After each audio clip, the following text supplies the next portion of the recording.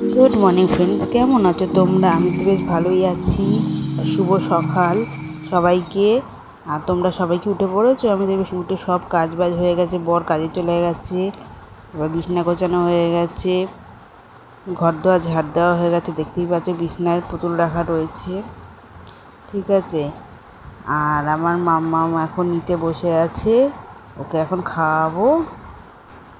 এই দেখো এখন সকালে ব্রেকফাস্ট হবে। সকালবেলা উঠে জল খাইয়েছি, জল খাওয়ানোর পর এখন দুধ বিস্কুট খাবে। তো এই যে আমি বিস্কুট নিয়ে নিয়েছি, বিস্কুটটা নিয়ে এখন জলে ভিজিয়ে রেখেছি। এর মধ্যে ফর্মুলা মিল্ক মেশাবো, মিশিয়ে খাওয়াবো। বাইরে ওয়েদারটা খুব একটা ভালো নেই, হালকা বৃষ্টি হয়েই যাচ্ছে। এই দেখো খুব ভালোই বৃষ্টি পড়ছে। তো দেখো এখন বাইরে গিয়ে তো কোনো কাজ করতে পারবো না, বাইরে বাসন রাখা রয়েছে। তা মোটামুটি ঘরের কাজগুলি সেরে নিতে হবে। তো বাইরে একটু বৃষ্টি কমাতে সব কাজ করে এসেছি। দেখো মামামকে আমি এখন কলা খাওয়াবো। এখন বাজে হচ্ছে 10টা, 8টা সাড়ে 8টার দিকে আমি দুধ বিস্কুট খাইয়েছি। তা ঘুমাইনি আজকে, তা জেগেছিল, তাই কলাটা খাইয়ে দিই। মামাম এই যে হাই করো। তো দেখো এখন দুপুরে সব কাজ বাজ সারা হয়ে গেছে, চান টান করে এসেছি। মামামকেও চান করিয়ে দিয়েছি দুপুরবেলা আজকে।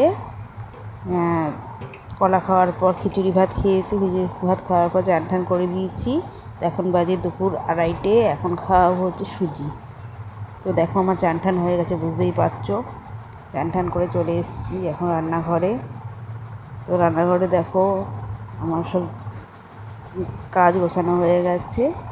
তো এখানে আমি তোমাদের দেখাচ্ছি, দেখো এই যে মাম্মামের বাটি নিয়ে যে এগুলো ফোটানো হয়েছে, প্রতিদিন এটা প্রতিদিন ফুটিয়ে নিই। এখানে জলের বোতল রাখা রয়েছে, যেখানে দেখো সব বাসনপত্র এনে রেখেছি, এবার গোছাবো।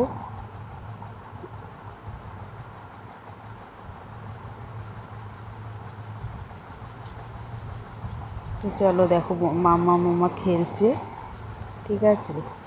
এই জামা কাপড় নিয়েছি, জামা কাপড় এগুলো দেখলো সব ছড়াচ্ছে। তো সন্ধ্যেবেলা চলে এসেছি, দেখো সন্ধ্যে দিয়ে জল নিয়ে আসলাম, জল নিয়ে এসে জলে বোতল টোতল ভরেছি। তো রাতের ডিনারে হবে রুটি, রুটি তো করে নিয়েছি, এবার হবে ভাজা। কী ভাজবো ঘরে ছিল ওই কুদ্রুল বলে, জানি না তোমরা কে কী নামে বলো একে। কুদ্রুল ওই পটলের থেকে একটু ছোটো ছোটো ওই কুদ্রুল, আলু আর পেঁয়াজ দিয়ে একটু ভাজা ভাজা করবো। তো আজকে রেসিপিটা তোমাদের সঙ্গে আমি শেয়ার করছি।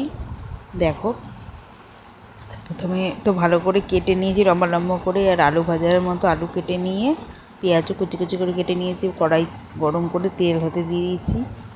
এবার তেলটা গরম হলে এতে দিয়ে দেবো শুকনো লঙ্কা আর কালো জিরে ফোড়ন।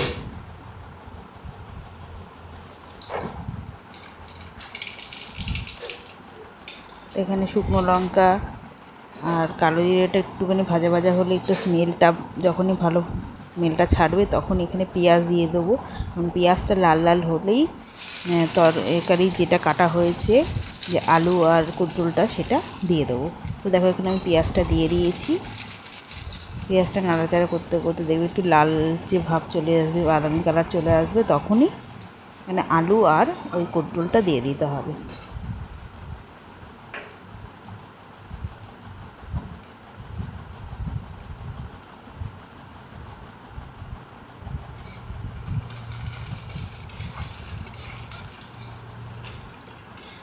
তো দেখো এখানে পেঁয়াজটা আমার লাল লাল করে ভাজা হয়ে গেছে। তো এখানে আমি এবার দিয়ে দেবো হচ্ছে কুদ্রুলটা আর আলুটা।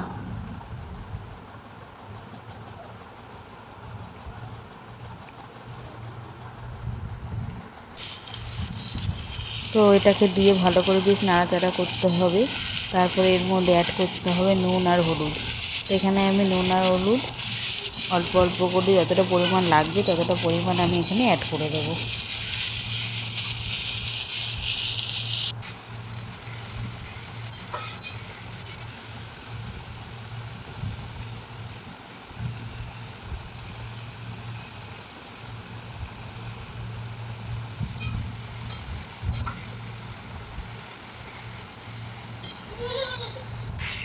তো দেখতেই পাচ্ছ এখানে আমি নুন আর হলুদ এখানে আমি অ্যাড করে দিয়েছি। তো এইবার ভালো করে নাড়াচাড়া করে ভাজা ভাজা করে নিতে হবে।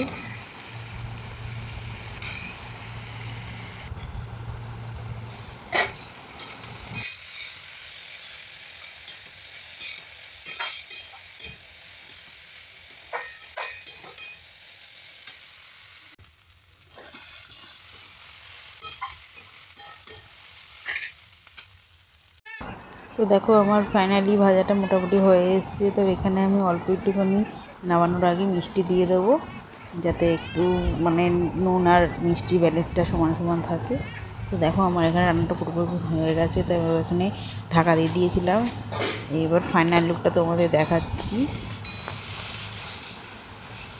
ভাজার সময় আমি কটা কাঁচা লঙ্কাও দিয়ে দিয়েছিলাম, গোটা কাঁচা লঙ্কা, তা ঝাল ঝাল ভালোই লাগবে। তো দেখো মোটামুটি আমার রান্নাটা হয়েই এসছে, হয়েই গেছে। তা তোমরা যদি এরকম করে রুটির সঙ্গে খেতে যেত অবশ্যই বানিও, খুবই ভালো লাগবে, টেস্টি লাগবে। তবে হ্যাঁ, আমি তো পেঁয়াজ দিয়ে করেছি, পেঁয়াজ ছাড়াও ভালো লাগবে। তো আমার মেয়েকে দেখো বাবা আসবে বলে অপেক্ষা করছে। তো দুষ্টুমিটা শুধু দেখো, ফোন হাতে দেখলেই শুরু হয়ে যাবে ওর সামনে আসা। পাপা কোথায়? পাপা কোথায়? পাপা কই? পাপা কই? একটু হেসে দাও তো, হেসে দাও। তো দেখো রাতের ডিনারে সব কিছু রেডি হয়ে গেছে, এবার খাবো। তো তোমাদের কেমন লাগলো আজকে ব্লগটা অবশ্যই জানিও, আর ভালো লাগলে সাবস্ক্রাইব অবশ্যই করো। Tata, bye bye.